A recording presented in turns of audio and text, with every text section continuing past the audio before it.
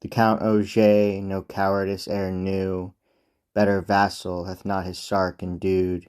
He sees the Franks, their columns broken through, so calls to him Duke Thierry of Arragon, Count Jozeran, and Geoffrey of Anjou.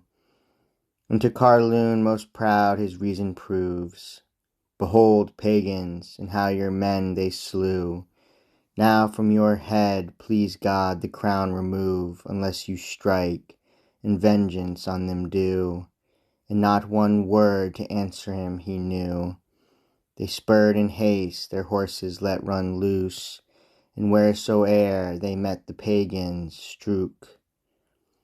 Now very well strikes the King Charlemagne, Namus the Duke, also Auger the Dane, Geoffrey d'Anjou, who that ensign displays, exceeding proof is Don Auger the Dane.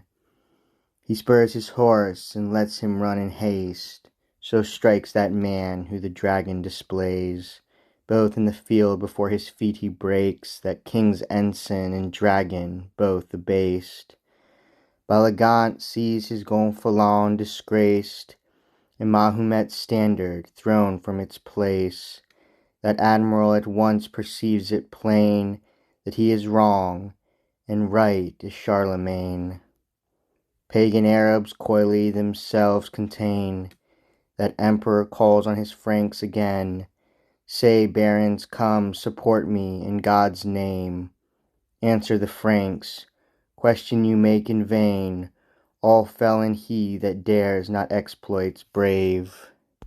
Passes that day, turns into vesper tide. Franks and pagans still with their swords do strike. Brave vassals they, who brought those hosts to fight. Never have they forgotten their ensigns. That admiral still precious doth decry Charles Montjoie, renowned word of pride. Each the other knows by his clear voice and high. Amid the field they're both come into sight.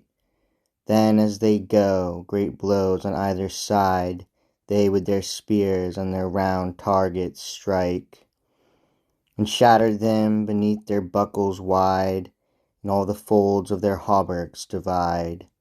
But bodies, no, wound them they never might, broken their girths, downwards their saddles slide. Both those kings fall, themselves a ground do find, nimbly enough upon their feet they rise. Most vassal-like they draw their swords outright. From this battle they'll ne'er be turned aside, nor make an end, without that one man die. A great vassal was Charles of France the Douce. That admiral no fear nor caution knew.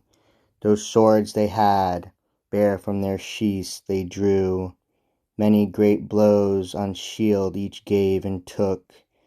The leather pierced, and doubled core of wood. Down fell the nails, the buckles brake in two. Still they struck on, bare in their sarks they stood. From their bright helms the light shone forth anew.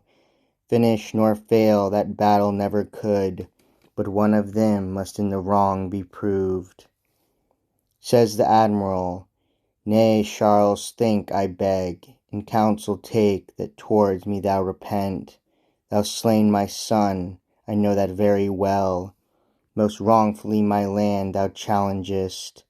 Become my man, a fief for me thou'lt get. Come, serving me, from here to the Orient. Charles answers him, That were most vile offence. No peace nor love may I to pagan lend.